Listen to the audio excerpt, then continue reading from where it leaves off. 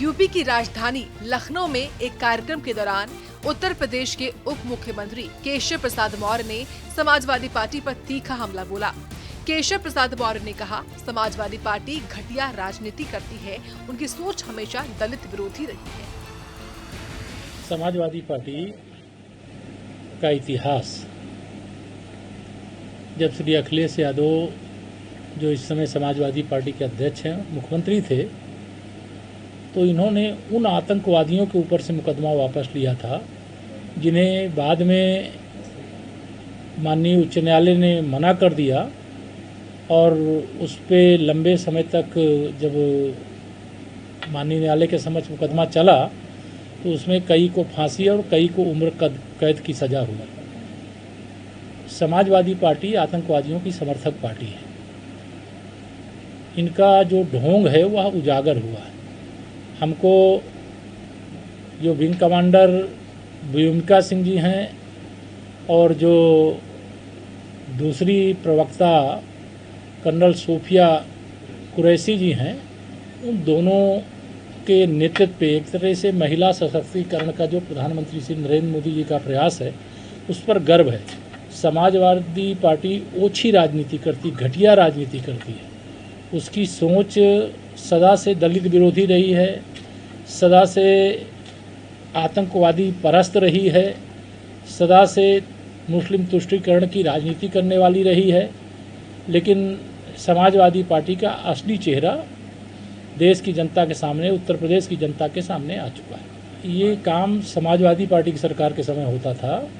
जब समाजवादी पार्टी की सरकार होती थी तो विशेष तौर से हिंदू त्योहारों के समय बिजली गायब हो जाती थी।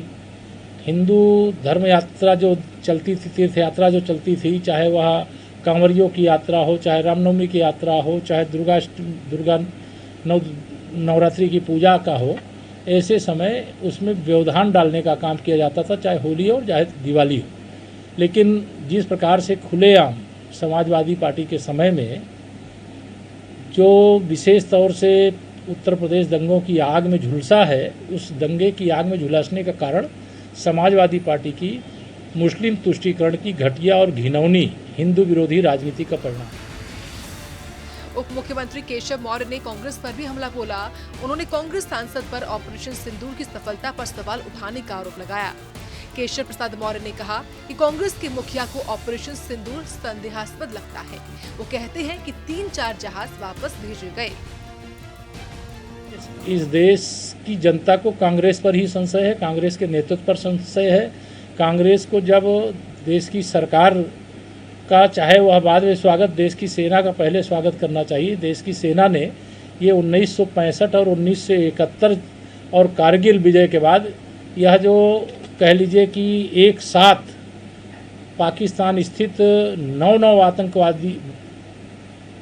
9 से अधिक आतंकवादी अड्डों को सीधे निशाने पर ले लिया। इतनी हमारी सेना सक्षम है। ये हम लोग भी बाद में जाने, जब सेना ने यह कार्रवाई कर दी कि अगर वह आतंकवादी सेना के संरक्षण में भी कहीं छिपे थे तो उनको भी वहीं पर घुस करके मार देने का काम हमारी मिसाइलों के द्वारा किया गया, हमारे ऐसे शस्त्रों के द्वारा किया गया, जिससे यह पता चलता है भारत पाकिस्तान को उस औकात में पहुंचा दिया है कि अब कभी भारत से टकराने का दुस्साहस नहीं करते। देखिए, माननीय प्रधानमंत्री जी सदा चाहते हैं कि जो देश की यह बहुत बड़ी उपलब्धि है, जब एक तरह से भारत के खिलाफ चीन भी लड़ रहा था, टर्की भी लड़ रहा था, एक और कौन अजरबैजान है वह भी लड़ रहा था, पाकिस्तान तो लड़ ही रहा था, एक तरह से 4-4 देश संयुक्त रूप से मिलकर के लड़ रहे थे। ऐसे समय में भी हमारी सेना ने संयम के साथ उनके सारे जितने भी शस्त्र के साधन थे उनको तहस नहस कर दिया और तहस नहस करने के बाद भारत का तिरंगा, भारत का मान सम्मान दुनिया में बढ़ा देने का काम किया। और देश के माननीय सांसदों को अगर यह भेजने का काम किया जाता है और माननीय प्रधानमंत्री जी ने ऐसा कोई निर्णय लिया है, अभी मुझे मालूम नहीं है, आपके सवाल के जवाब में कह रहा हूँ, तो निश्चित तौर से उसके पीछे एक ही उद्देश्य है कि दुनिया पाकिस्तान के काले कारनामों को जाने, पाकिस्तान के साथ जो भी देश लगे उनके बारे में जाने। और भारत वसुधैव कुटुंबकम की जो भावना रखता है, हम किसी को छेड़ेंगे नहीं, कोई छेड़ेगा तो उसको छोड़ेंगे भी नहीं। केशव प्रसाद मौर्य के इस तीखे हमले ने सपा और कांग्रेस की राजनीति पर करारा प्रहार किया है। ऑपरेशन सिंदूर की सफलता और सेना के शौर्य पर सवाल उठाने वालों को जनता जवाब देगी। ब्यूरो रिपोर्ट, सूर्य समाचार।